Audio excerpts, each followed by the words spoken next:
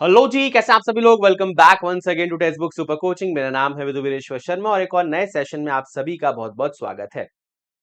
IBPS अपना calendar release करता है जनवरी के महीने में और वहां पर हमें देखने को मिलता है कि सबसे पहले जो एग्जाम्स होने वाले हैं आईबीपीएस के वो आरआरबी पीओ और आरआरबी क्लर्क है ना। अब कहीं ना कहीं आरआरबी पीओ और क्लर्क एक बहुत अच्छी जॉब अपॉर्चुनिटी हमारे लिए होती है अगर हम कुछ स्पेसिफिक एस्पेक्ट्स पर बात करें तो। पहला पेपर आपका हो गया और भी काफी सारी चीजें इस पर हम बात करेंगे और आज के सेशन में ये जानने की कोशिश करेंगे कि आरआरबी पीओ या फिर इन जनरल जो आपकी आरआरबी की जॉब्स हैं वो बाकी बैंकिंग जॉब से बेटर क्यों है ना। अब यहां पर जो आपके कंपैरिजन पॉइंट्स होंगे उसमें हम सैलरी और पर्क्स पर बात नहीं करेंगे। क्यों? क्योंकि सैलरी और पर्क्स में आपको पता है काफी ज्यादा डिफरेंस है और अगर आप सैलरी की बात करोगे तो आईबीपीएस या एसबीआई के जो आपके पीओ लेवल के पेपर है वो आपके बेस्ट हो जाएंगे, लेकिन सैलरी के अलावा भी और सारे एस्पेक्ट होते हैं जिन पर हम यहाँ पर बात करने वाले हैं। और ये जो वीडियो है इसमें जो मैंने पॉइंटर्स लिए हैं वो एक्चुअल रियल लाइफ एक्सपीरियंसेस से मैंने लिए। कई सारे हमारे स्टूडेंट्स हैं, कई सारे मेरे फ्रेंड्स हैं जो ऑलरेडी आरआरबीज में काम कर रहे हैं और कुछ मेरे फ्रेंड्स ऐसे हैं जिन्होंने बाकी जॉब्स उनके पास पहले से थी उसके बाद वो आरआरबी में आए हैं। ठीक है ना। तो आरआरबी पीओ और क्लर्क की जॉब क्यों एक बढ़िया जॉब है उस पर हम बात करते हैं। सबसे पहले भैया आपका जो पॉइंटर आता है, दो चीजें हैं यार देखो। एक आपका पॉइंटर हो गया सैलरी का, है ना। दूसरा आपका पॉइंट होता है वर्क नेचर का, है ना। कितना आपका हेक्टिक डेली बेसिस पर काम रहता है और क्या कुछ चीजें रहती है। तो सबसे पहले अगर हम बात करें lace work time and pressure, ठीक है।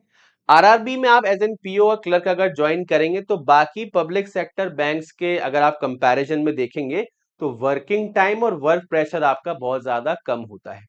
कुछ दिन पहले मैंने कंपैरिजन वीडियो भी किया था आईबीपीएस पीओ और आरआरबी पीओ का, वहां पर मैंने आपको ये पॉइंट बताया था। क्योंकि आरआरबी का जो आपका कहीं ना कहीं प्रोडक्ट्स हैं वो बहुत ही लिमिटेड प्रोडक्ट्स हैं। मेजर जो आपका यहाँ पर रहता है वो एग्रीकल्चर से रिलेटेड जो भी आपकी स्कीम्स वगैरह गवर्नमेंट के द्वारा जारी की जा रही है उनकी जानकारी देना, केसीसी वगैरह काम करना। तो ये सारे आपके मेजर काम रहते हैं। कुछ ही आपका साल का ड्यूरेशन ऐसा होता है जहां पर वर्कलोड बहुत हैवी होता है। बाकी जनरल वे में अगर देखा जाए, नॉर्मल तरीके से देखा जाए तो वर्क प्रेशर यहाँ पर उतना ज्यादा नहीं होता और जो आपकी ब्रांच की टाइमिंग्स हैं वो भी बिल्कुल फिक्स रहती हैं। बहुत ज्यादा देर तक आपको यहाँ पर काम नहीं करना होता। जबकि आप एक पब्लिक सेक्टर बैंक में अगर जाएंगे तो वहां पर आपके पास इंश्योरेंसेज हैं, लोन्स हैं और काफी सारी क्रेडिट कार्ड्स हैं, काफी सारी चीजें हैं जिनका आपको पूरा का पूरा काम देखना होता है। तो ये थोड़ा सा यहाँ पर हमें काम भी कम करना पड़ता है और प्रेशर भी थोड़ा कम होता है। दूसरा, posting in home states only, है ना। नियर बाय आपकी, जैसे फॉर एग्जांपल आप अपने स्टेट में हो, इनिशियल पोस्टिंग आपकी रूरल एरियाज में होगी और मेजोरिटी ऑफ टाइम आप रूरल एरियाज में रहेंगे। अगर आप थोड़ा सा ठीक ठाक अगर एक आपको सिटी की ब्रांच मिल जाती तो there are very good chances कि आपको आपके होम डिस्ट्रिक्ट में भी पोस्टिंग मिल सकती है। तो आरआरबी का ये सबसे बढ़िया फायदा है, अपने घर के आसपास ही रहेंगे, ज्यादा दूर आपको पोस्टिंग नहीं दी जाएगी और कहीं ना कहीं अगर आप फैमिली के साथ रहना चाहते हैं तो वो भी यहाँ पर पॉसिबिलिटीज आपके लिए ज्यादा बन जाती है। ठीक है। तीसरे पॉइंट की बात करें, नो फियर ऑफ प्राइवेटाइजेशन। काफी सारी अभी आपने चर्चाएं देखी होंगी कि क्या ये बैंक प्राइवेट हो जाएगा, क्या वो बैंक प्राइवेट हो जाएगा, बट यहाँ पर आरआरबी में आपका ऐसा कोई चक्कर नहीं। क्योंकि अगर आप यहाँ पर देखो, RRBs are under the ownership of Ministry of Finance, Government of India, sponsored bank and concerned state government in the ratio of 50, 35 and 15। ठीक है। तो आपके पास, जैसे आपको पता होगा, आरआरबी जो होते हैं उनके एक स्पॉन्सर्ड बैंक होते हैं जो एक पब्लिक सेक्टर बैंक होता है। आपने जब ऑलरेडी जब फॉर्म वगैरह आपने भरा होगा पिछले साल या आपने जनरल अवेयरनेस में इस चीज को पढ़ा होगा तो स्पॉन्सर्ड बैंक आपका होता है। तो यहां पर अगर रेशो की बात करें तो मिनिस्ट्री ऑफ फाइनेंस आपके पास हो गई, ठीक है, उसी के साथ आपका स्पॉन्सर्ड बैंक हो गया और उसी के साथ आपका स्टेट गवर्नमेंट हो गया। ओनरशिप कितनी कितनी होती है भाई? 50, 35 और 15। तो इस प्रकार से आप देख सकते हो गवर्नमेंट की भागीदारी यहां पर ज्यादा है तो प्राइवेटाइजेशन का उतना डर यहां पर नहीं है। तो इस चीज से आप थोड़ा सा निश्चिंत हो सकते हैं। उसके बाद मोर अपॉर्चुनिटीज, आरआरबी का जो आपका नोटिफिकेशन आता है वो टोटल 4 पोजीशन के लिए आता है। अब बाकी एग्जाम्स की बात करो तो पीओ और क्लर्क 2 ही पोजीशन के लिए आता है, बट आरआरबी का जो आपका नोटिफिकेशन आता है वो इन 4 पोजीशन के लिए आता है। ऑफिस असिस्टेंट स्केल 1, ये आपका क्लर्क हो गया, पीओ हो गया, स्केल 2 एंड स्केल 3।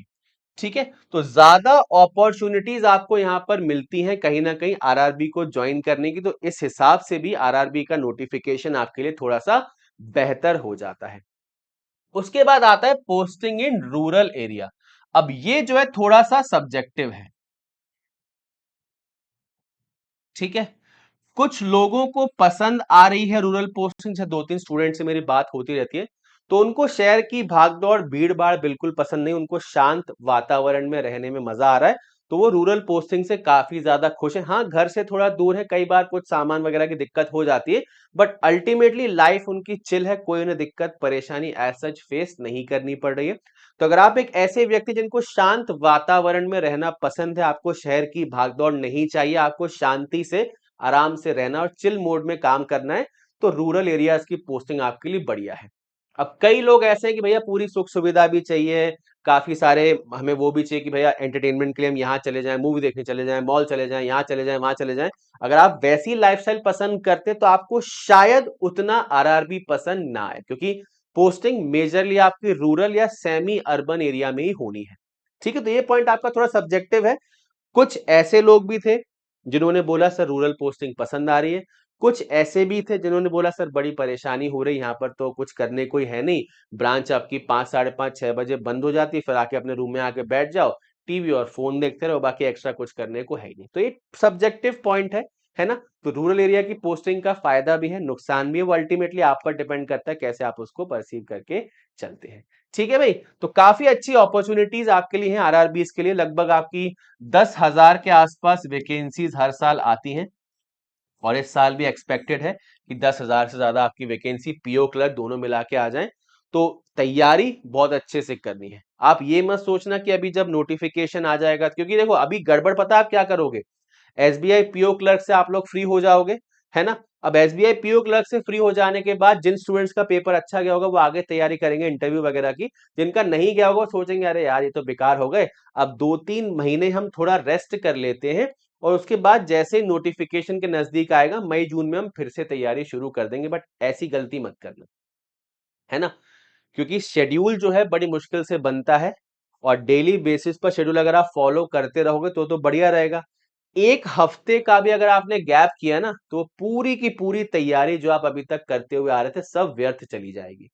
ठीक है, तो अगर तो आप तैयारी कंटिन्यू कर रहे हैं बहुत अच्छी बात है, अगर आराम से बैठ गए थे तो बैठना नहीं है, आज ही की तारीख से अपनी तैयारी शुरू करना है, और टारगेट रखना है आरआरबी के एग्जाम्स काफी नजदीक हैं, और बहुत अच्छे से हम पीओ और क्लर्क दोनों एग्जाम को क्लियर कर ले।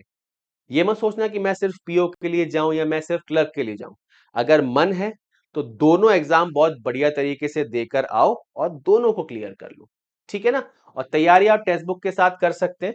अगर देखो भाई, अगर एसबीआई क्लर्क मेंस देने जा रहे हैं तो क्रिटिकल रीजनिंग का एक कैप्सूल कोर्स मेरा ज्वाइन कर लो, 10 से 12 नंबर आपके पक्के हो जाएंगे एसबीआई क्लर्क मेंस में। कूपन कोड विधु अप्लाई करोगे तो एक कोर्स आपको पड़ जाएगा 124 रुपए का। ठीक है, अगर आप चाह रहे हैं सर साल भर के जो भी एग्जाम्स हैं उन सभी एग्जाम्स की हमें तैयारी करनी है, तो आप सुपर पैक में एनरोल कर लेना, कूपन कोड विधु अप्लाई करोगे तो ये प्राइस और भी कम हो जाएगी, लगभग 1300 का आपको ये पड़ेगा, अभी मैं आपको दिखा भी दूंगा। ठीक है ना। और अगर आपका टारगेट है बिल्कुल बेसिक जीरो लेवल से पढ़ना और पूरा का पूरा आपको सुपर पैक नहीं चाहिए, तो आप फाउंडेशन बैच में भी एनरोल कर सकते हैं 787 18 महीने के लिए कूपन कोड विधु इस्तेमाल करने के बाद। ठीक है, लेकिन सबसे बेस्ट आपका जो ऑप्शन होगा, जो मैंने आपको स्टार्टिंग में ही बताया था, वो रहेगा आपका सुपर पैक। सुपर पैक क्यों होगा, देखो आप 18 महीने का फाउंडेशन बैच ले रहे हो, वो भी आपको लगभग 800 का पड़ रहा है। ठीक है, और सुपर पैक अगर आप 18 महीने का परचेज करोगे तो 13 महीने की आप 18 महीने की आपको वैलिडिटी तो मिलेगी। साथ के साथ आपको 1300 रुपए में टेक्स्ट बुक के जितने भी बैंकिंग के कोर्सेज हैं अभी तक जो हमने पब्लिश किए आज की तारीख तक, और आज के बाद जो हमारे कोर्स आएंगे अगले 18 महीने तक, सभी का एक्सेस आपको मिल जाएगा एक ही प्लान के अंदर। ठीक है, उसी के साथ इंटरव्यू और डिस्क्रिप्टिव राइटिंग के भी कोर्सेज हमारे सेपरेट यहाँ पर दिए हुए हैं ना। साथ के साथ कंप्लीट आपको टेस्ट सीरीज मिलने वाली है और कंप्लीट आपको प्रैक्टिस के क्वेश्चंस भी मिलने वाले हैं। तो सब कुछ आपको जब मिल रहा है, बस मेहनत करना बच जाती है। तो बाय नाउ के ऑप्शन पर जाना, कूपन कोड अप्लाई कर लेना विधु VIDHU। जैसे आप इस कूपन कोड को अप्लाई करेंगे तो जैसा कि मैंने आपको बताया था 1349 आपकी प्राइस हो जाएगी। इजी ईएमआई ऑप्शंस में हमने यहाँ पर इनेबल कर दिए। अगर आप लाइफ टाइम लेना चाहते हैं 3 ईएमआई जाएगी आपकी 800 रुपए की। अगर आप 18 मंथ्स का प्लान लेना चाहते हैं तो 2 ईएमआई जाएंगी आपकी 670 रुपए की, और आप इसमें बढ़िया तरीके से एनरोल हो जाएंगे। ठीक है भाई, तो आज ही की तारीख से आप तैयारी शुरू करो, जहां से भी पढ़ रहे हो, बट तैयारी आज से ही शुरू कर दो, क्योंकि अगर थोड़ा सा भी डिले किया तो फिर वही पिछले साल वाली कहानी रिपीट हो जाएगी। आप एक बार फिर से एग्जाम देकर आएंगे, फिर आपका एग्जाम क्लियर नहीं आएगा, फिर आपको लगेगा थोड़ा सा और पढ़ लेता फिर हो जाता। तो वो स्टेज हमें इस बार लेकर नहीं आनी। इस बार इतना कॉन्फिडेंट होकर पेपर दे के आना है, प्री दे के आए सर क्लियर हो रहा है, मेंस देकर आए सर क्लियर हो रहा है, इंटरव्यू देकर आए सर क्लियर हो रहा है। इतने कॉन्फिडेंस के साथ हमें एग्जाम हॉल के बाहर आना है, और इतना कॉन्फिडेंस तभी आ पाएगा जब तैयारी बहुत शानदार होगी। ठीक है, तो ये आपकी पेड बैचेस थे। साथ के साथ यूट्यूब की अगर बात करें, 2 क्लासेस मेरी अभी चल रही हैं। सुबह 10 बजे हम एसबीआई के लिए मेंस पढ़ रहे हैं, रात को 8 बजे हम फाउंडेशन पढ़ रहे हैं। बढ़िया तरीके से आप इन दोनों क्लासेस को भी देखिए, ताकि आपकी प्रैक्टिस बहुत अच्छे से हो जाए।